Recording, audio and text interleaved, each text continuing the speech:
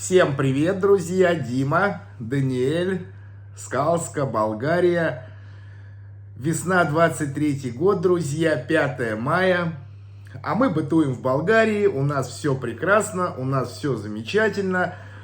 Погода у нас хорошая, то солнышко, то пасмурно, но уже, друзья мои, тепло. Уже конвекторы мы не включаем в доме, соответственно, расход на электричество у нас становится меньше. Друзья, поговорим сегодня о каких-то расходах. Вот мы все время обсуждаем прекрасную погоду, птички поют, курочки бегают.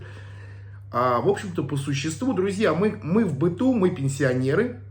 И очень важно нам, на что мы живем, какие у нас самые главные расходы в Болгарии, какие расходы у нас меньше, как мы с этим справляемся и вообще, что происходит на сегодняшний день. Потому что, друзья, как вы видите, то, что сегодня происходит в мире, либо не говорить вообще, либо говорить с улыбкой, потому что каждый день приносит нам какие-то вообще интересные, непонятные новости, которые, пессимистов вгоняют вообще в панику, а оптимистов заставляют улыбаться и просто не обращать как-то на это внимание.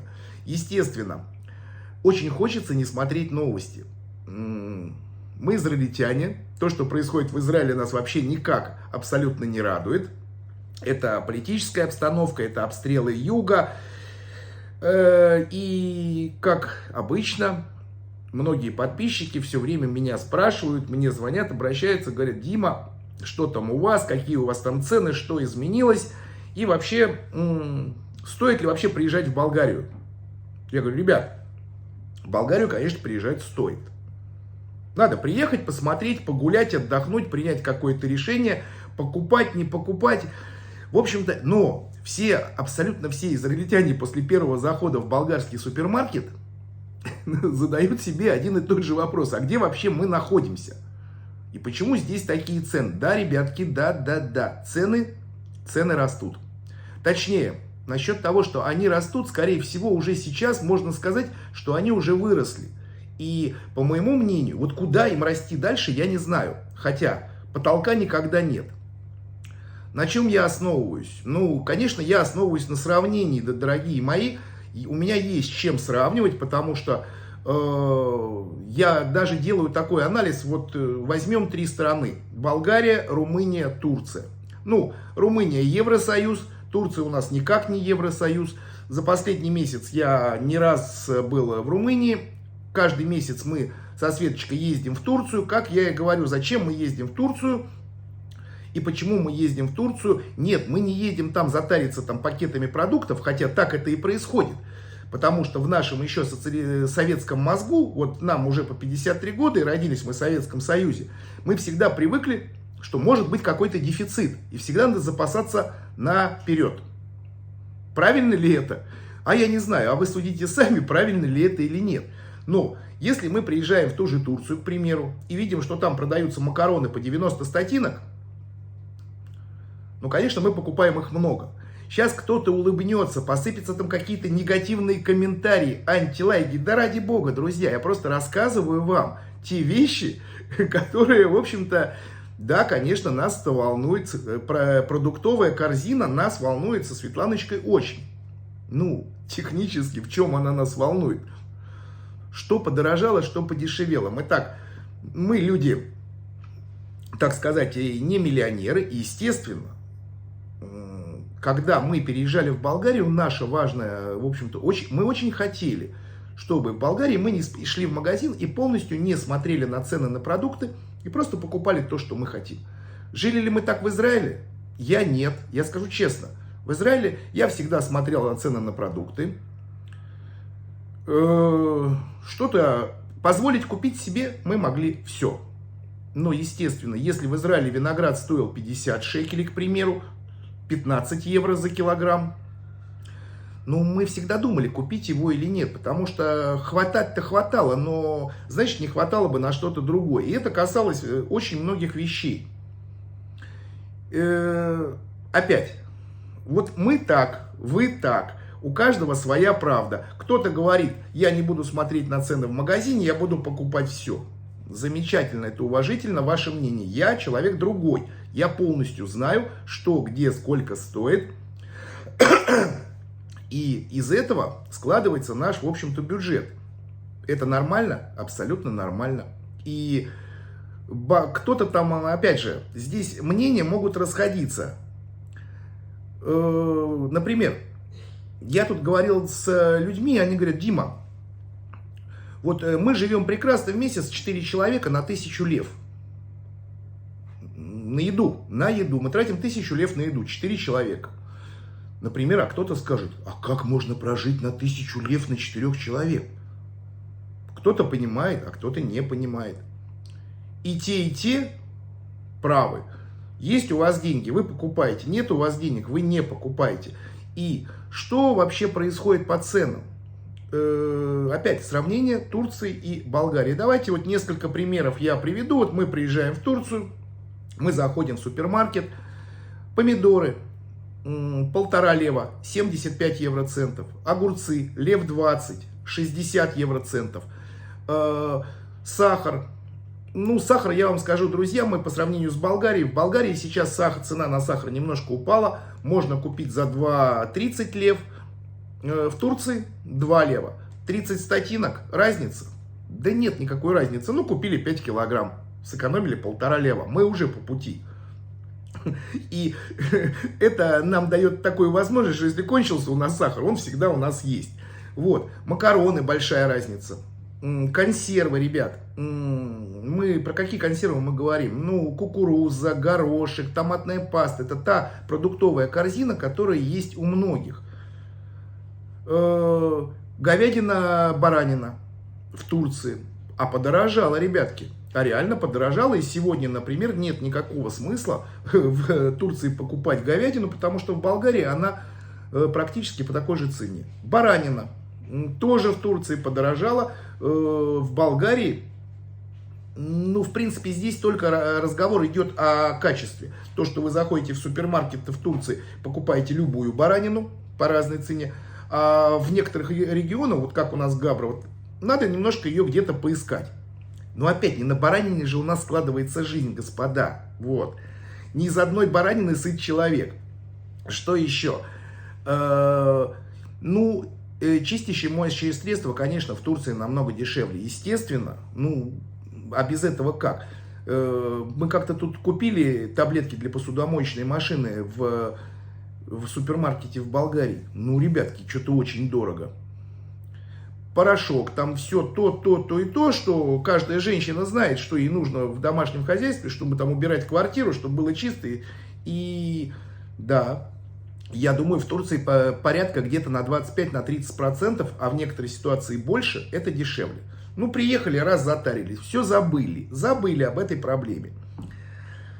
Ну, я не знаю, там туалетная бумага, не помню, честно сказать. Молочка в Турции подорожала. В Болгарии, да в Болгарии дорогая, ребятки, сейчас молочка. Чем это объясняется, почему молоко стоит там 3 плюс лева за 1 литр в магазине? Ну, для меня немножко странно. Сливочное масло, сыры. Сейчас я не увидел большую, хотя нет, большая, все-таки есть разница между Турцией и Болгарией. В Турции чуть дешевле. Окей, опять мы сейчас ведем этот разговор, просто сравнение. Не надо мне там говорить, вот, вы приехали в Болгарию, вы тут начинаете осуждать наши цены. Да, ребят, я говорю о Болгарии, вы заметили, всегда все хорошее. Я всегда учитываю вещи, которые хорошие. Ну, если есть что-то, что мне, не то, что мне не нравится, мы с этим живем, и я довожу до вас информацию. Поэтому не надо меня тут поливать какой-то грязью. Это то, что есть. Что мы можем против этого сделать? Не знаю. Может быть, меньше кушать, может, меньше выкидывать продукты. Я говорю правду и рассказываю подписчикам, которые меня смотрят в разных странах мира, и которые тоже могут сравнить. Например, человек из Германии, услышав этот рассказ, сравнить, что у них человек из Англии, США, Канады, Украины, России, Израиля, Бангладеша, он сравнивает. И после этого он получает от меня ту информацию. Есть позитивные вещи? Конечно, есть. Подсолнечное масло подешевело. Хлеб в Болгарии особо не растет в цене. Ну, как-то так. Но еда и продукты, это и расход. Вот это очень большой расход. Первый расход в Болгарии для переселенцев, да и как для всех, это оплата электричества, чтобы было тепло или чтобы было прохладно летом, когда жарко. Это мы уже не раз обсуждали, мы не раз считали, я не раз рассказывал про цены на электричество, а в сторону. Успокоились, приняли, зима закончилась, сейчас таких счетов не будет, ура! А расходы на питание, да, конечно, актуально, потому что мы делаем? Мы должны греться, потом мы должны завтракать, обедать и ужинать. Без этого никак. Нет, но я вам скажу честно, конечно, можно делать суп из крапивы, которая растет на огороде, что достаточно полезно. Можно варить супы на бульонных кубиках, что очень дешево. Бульонные кубики очень дешевые в Болгарии, в Турции чуть-чуть еще дешевле. Тут опять мнения разойдутся. Кто-то скажет, какие бульонные кубики, это полная химия, варить не будем. Кто-то скажет, это даст мне вкус к моему новому блюду. А кто-то скажет, а он вообще мясо не ест, ему никакие вкусы не нужны, он варит там капусту, картошку, морковку и все. У всех разная ситуация, друзья мои дорогие. И тут мнения могут расходиться, поэтому я просто довожу информацию.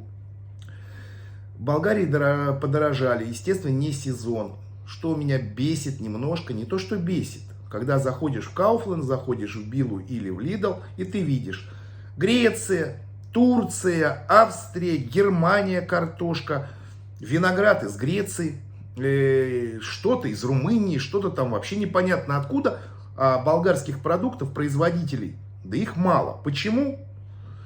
Но это уже политические вещи, и кто на них ответит мне, я уже прекрасно знаю ответ. Ну, потому что Евросоюз вот такую вещь устроил у нас, что какое-то идет распределение сельхозпродукции. Да меня не волнует, честно сказать, этот Евросоюз. Я вот очень рад бы был, господа мои, в Болгарии покупать только болгарскую продукцию. Если бы передо мной стоял выбор, что здесь болгарский помидор, турецкий помидор или там, не знаю, греческий, я бы никогда не купил греческий помидор. Я бы купил болгарский, а его практически нет. Яйца. Да, яйца это разговор очень длинный. Потому что подписчики мне пишут: Дима, у тебя много куриц, ты вообще богатый человек, и ты, да, сколько мы можем съесть этих яиц-то? Но цены на яйца растут и становятся, наверное, на сегодняшние одни из самых дорогих в Европе. Яйца в Болгарии это 50 статинок, 25 евроцентов за яйцо. А что, в Болгарии куриц нет, что ли? Да они есть. А почему такие цены? Но скорее это всего к ценообразованию и к поставщикам. Слава богу, у нас в селе яйца бесплатные, но корма подорожали, курицы жрут дорогой корм, поэтому яйца становятся дороже. Куриное мясо, соответственно, также становится дороже, цепочка она продолжается. То, что сейчас немножко заметно, цены на бензин и на дизель, они мировые опускаются. Вы знаете, посмотрите на график. Мировые цены на бензин и на дизель сейчас меньше, чем до войны. А почему тогда растут яйца? У нас цены на бензин, на газ, логистика уменьшается. Но, может быть, это все зависит от жадности богатых мира сего. Богатые мира сего, поняв, что сейчас вот такая фигня происходит в мире, и просто на дурака начинают пытаться зарабатывать еще больше, набивая себе карманы. Да, но это происходит во всем мире, к сожалению. К сожалению, богатые никогда не думают о бедных, а среднему классу по барабану, как обычно. Вот, поэтому с ценами сказать какой-то позитив, позитив, как я и сказал, есть, подсолнечное масло подешевело. Что еще? Сахар не растет в цене. Еще по позитиву это то, что через 2-3 месяца мы вообще забудем в селе. В селе, друзья мои, мы вообще забудем, что такое тратить деньги на какую-то зелень. Петрушка, все начинает расти и подошли к огородику, сорвали, немножко полили. Благо сейчас очень хорошая ситуация, дожди идут, потом солнце, и все прекрасно растет, да? Потом мы начали делать заготовочки, друзья мои. Зелень мы засушили, зелень мы заморозили, помидоры мы законсервировали, томат-пасту мы сделали, томатные соки накрутили, кабачки, баклажаны и все закрутки, огурцы, соответственно, мы потом на это деньги тратить не будем. В скором времени покупается морозильная камера, и опять же, многие вещи замораживаем, многие вещи сушим. Сушилка дегидратора у нас есть, как ей пользоваться, я знаю. Я весь год, с прошлого лета я много чего насушил. Наделал себе вегетты, сушеный лук, сушеные помидоры, базилик, укроп, вся. Прекрасно, я это все добавляю в пищу. Это экопродукты, все это натурально, все это замечательно и здорово. Вот как-то так. Цены растут, да, блин, и чего нам делать? Даже в той, ребятки, в той же Румынии я даже не понял, почему там кефир и голландский сыр стоит дешевле, чем в Болгарии. В Румынии голландский сыр дешевле, чем в Болгарии. Ну как? Нормально? Да, ничего не нормально. Но нам с этим жить. И просто надо считать расходы. Либо покупать меньше, либо от чего-то отказываться, либо пытаться зарабатывать деньги. Но мы пенсионеры, о каких заработках идет речь. Поэтому, дорогие мои подписчики, с улыбкой воспринимайте все это нормально. Мы будем надеяться, что какого-то большого роста дальнейшего не будет происходить. А если он и будет происходить, то мы, в общем-то, не очень сильно расстроимся. Просто наш бюджет увеличится еще процентов на 10 на питание. Будем меньше жрать. На этой прекрасной ноте я хочу закончить сегодняшнее видео. Только позитив, ребята. Все будет хорошо. Хубов ден, шельхам йом наим, говорим шели. И have a nice day, my friends. Чао-чао. Будьте здоровы, удачи вам, мира.